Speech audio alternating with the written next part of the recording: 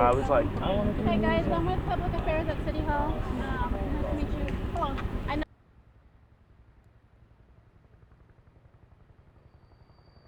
All I did was help out, remove You got to talk to me about that, man. All right, good? Can you tell me your first and last name and spell them? Luis, Luis, Moriel, Moriel. And what happened in there today? So as soon as it started happening, at first I could hear on the radio with us there that they were locking down JCPenney for a bit. At first I thought it was just a lost child. So we just went ahead about our business, reassured everyone else it was probably just a lost child. Then we heard over the radio again to start evacuating everyone to corner of the store. So we did so, and went behind to one of the dressing rooms that was closest to the mall entrance to guide some customers who were still struggling, and then some of them still had two family members in the fitting room. And then once they got out, we moved everyone over to the shoes area, and right there we just stood by until the police came. Police came in, I believe it was downstairs through the mall entrance, and they started to sweep around, make sure no one was hurt. Started evacuating everyone little by little from the corners of the stores. My group was one of the last. We went out from shoes through the main, through the back entrances, through the stock rooms, and then out the front. Once we got out, they started rounding everyone to just settle down, get everyone to nearby group, just so as everyone could be accounted for, and then they'll give us the okay when to go. But it was really, a lot of customers were just panicking. They were starting to get very nervous about the situation. One of them actually started to demand what was going on while we tried to keep everyone else calm. And he just started getting louder, so I explained to him, hey, I understand you're looking out for your children here, but I'm trying not to panic the others who have children as well. So he settled down once he found out what's going on. And now we were just waiting out here in the sun, really, just kind of waiting for us to get the okay. And they gave us the okay that if you don't have a car, you can go ahead and just make your way out here in the park and call for a ride. And did you hear gunshots? Can you tell us what the experience was like? What were you feeling? Honestly, I was more confused. Once the only confirmed report I got about a gunshot was some of the other employees. They were coming in.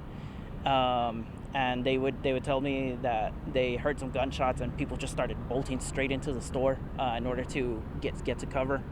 Apparently, one of the ladies was nearby. One of the other ladies that was shopping there was nearby at the Walmart, and she said that she was there and she was shaking, according to one of the employees' reports, that she was shaking really hard, scared. Me, in the meantime, I just tried to stay calm, but I was freaking out internally. Why did that woman over there just tell me that you did a good job? What happened? Well, it was that part where I calmed the other shopper down, and then I was told to help out to guide everyone else out. And so when the cops came in, they had us all hold up our hands, just to make sure that, hey, you don't got anything on you, you're not one of the actual suspect. And then they started guiding us out, so I would take the lead and just wait into the back until everyone was gone, so I could make sure that everyone got out. Followed them out, made sure that everyone was okay. Cop was behind me, along with one of these store managers, I believe it was. And you said you've been here for how long, and were you prepared for something like this? Honestly, they'd informed us somewhat that this kind of situation can happen, as of course any company would. So we would be careful about it. And to me, yes, I said I was internally struggling, kind of trying not to break down, because of course it's a terrifying experience thinking someone might just bust in here and start shooting. So I just stayed as calm as I could, followed orders that were given on the radio.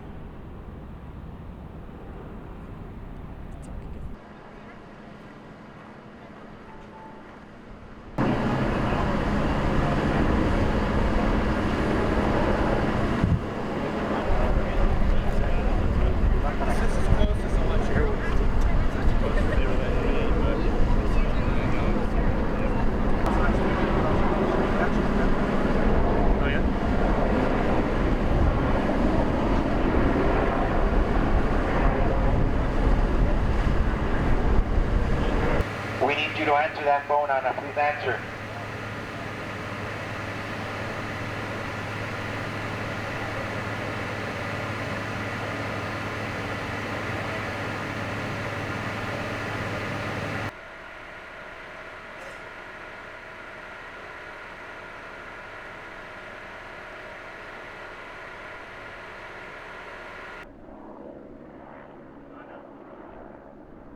and I just hear loud bangs at first. And at first I thought it was just some stuff that must have fallen or like just heavy stuff, you know. And it was coming from inside the store? At first I heard them from like, if it was like outside. Mm-hmm.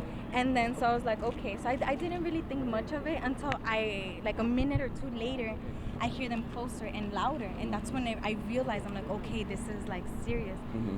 So I see people running right away, and that's when I reacted. I'm like, okay.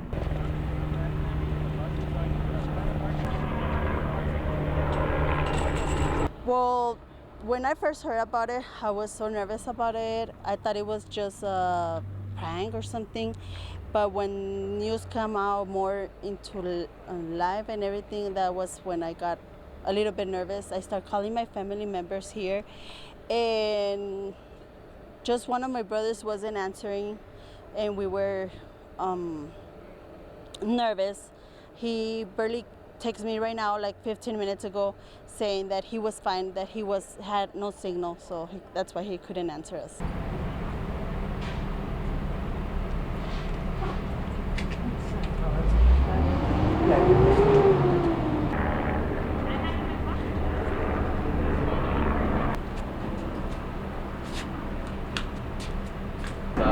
Asleep for the hottest part of the summer. So. Yeah, of course, the fire department has been helping, of course, transporting people to the hospital.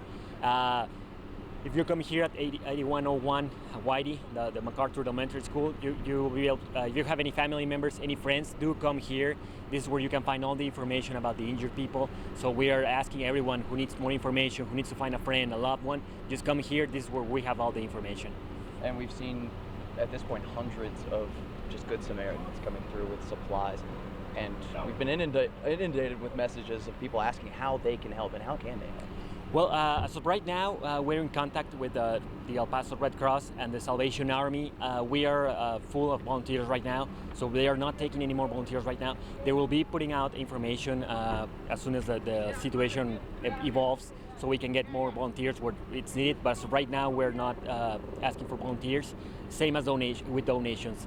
The mechanisms are being set up for donations, so we're just asking people to not bring, for example, let's say things, stuff like that, to fire stations, stuff like that. We will be announcing how can you help as soon as there's a way. Also, Vitaland, west and east side, they are taking people in so they can donate blood. So we do encourage people, we need blood. So anyone who can donate, please do visit Vitaland. And of course, they will be announcing donor blood drives soon. Absolutely. When can we expect to hear about those blood drives? We're expecting them maybe tonight or possibly tomorrow throughout the day. We actually had a blood drive today at Cielo Vista Mall, which of course right now it's closed to everyone. So they will be announcing a new date for that. Absolutely, and with a lot more meaning.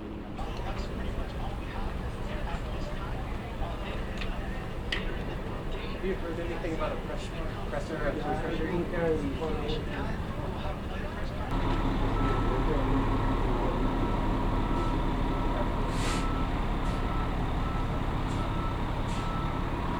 That all of Texas, all of America is with you. We believe that Paso is strong and will be overcome the senseless massacre that occurred yesterday, and that it's time that the President of the United States tones down that rhetoric, that inflammatory language that he uses, unfortunately can get to somebody that's mentally unstable and make them drive 10 hours to kill innocent people at a Walmart. The LULAC community, the people of El Paso, what would you like to see moving forward in this coming week? That El Paso unites, that they help the victims of this terrible tragedy, and that they mobilize and organize to send their voice to Austin about the need for a special session regarding gun violence and the hate speech that we're seeing in the state, to put a stop to that and make it more difficult to do. And then second, that we send a message to the White House and to President Trump, that President Trump, you need to act more decently, more humanely, and tone down that rhetoric that is inspiring these lone wolf killers, whether they were in Gilroy, California, or whether they're in El Paso, Texas, to act on the inflammatory, divisive speech that he's tweeting almost on a daily basis. Nobody expects it to be in your own home city. And so for it to be happening here, we need help. And so I came out and decided to come help and give back to the community with as much as I can. We had plans on our life. We was going to live together and die together. That was our plan. And I let her down. I was supposed to be there for her, not her for me. I was supposed to be the strong one. But found out I'm the weak one. And she's going to be missed with other people. So I heard something very loud, like I said, I can't believe that. Like shots or something. So I called my daughter and I told her, you know what, I think something very bad happened in Walmart, but let me see. The good thing is I don't go straight. I just come this way and I make my stop here. When I make my stop there, a lot of people come running from this side. And some guy, he was taking video and some security was up here and he don't let me stay there. So he said, you need to keep going. So I have to keep going, but I think it was the beginning of everything.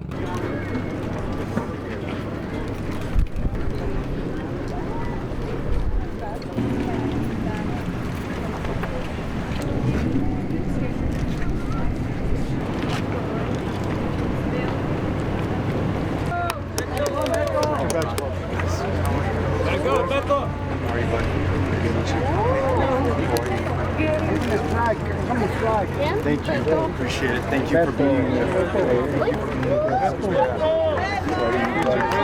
Let's go.